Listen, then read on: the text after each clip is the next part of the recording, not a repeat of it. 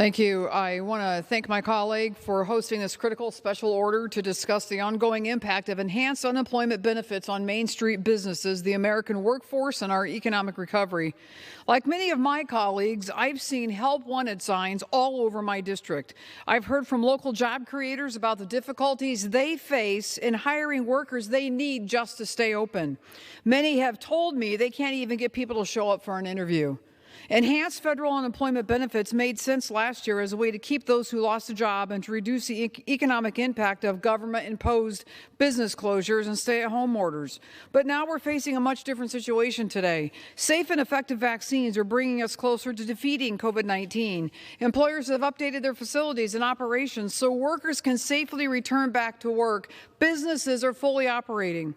Now is the time to put reconnected employment workers with their jobs. But enhanced jobless benefits are discouraging Americans from returning to work, making it impossible for businesses to hire. The Democrats' partisan $1.9 trillion spending bill extended supplemental unemployment benefits of $300 per week until September 6th.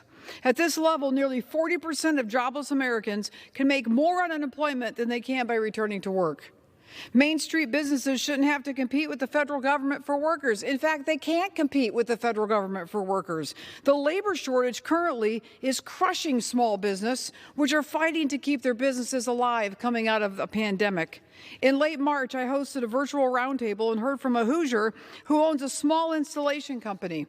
He told me, quote, "It's been quite the burden to have all these tools on hand and all these trucks in the driveway to put people in the seats, to get them to be able to drive to homes to provide insulation when nobody wants to come to work."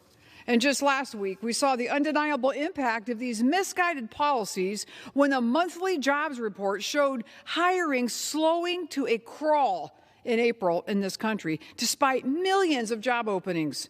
My biggest fear is that we'll see permanent job loss across this country, our economy, and small businesses will close their doors because they can't hire workers that they need. But it's not too late to avoid this outcome. I recently joined Ways and Means Republican leader Kevin Brady in introducing the Reopening America by Supporting Workers and Business Act. Our bill would turn extra unemployment benefits into a back-to-work bonus that would incentivize these workers to come back to work instead of staying on unemployment. The legislation would also reinstate the federal requirement that those receiving unemployment benefits be engaged in actively searching for a job. The American people have faced unprecedented challenges since last spring. Now safe and effective vaccines have renewed us in our hope that we can defeat COVID-19, rebuild our economy, and return to normal life. Let's not put our recovery at risk by pushing workers to the sidelines of this economy. Let's get Americans back to work, Main Street businesses back on their feet, and the American dream back on track for every single American. Thank you, and I yield back.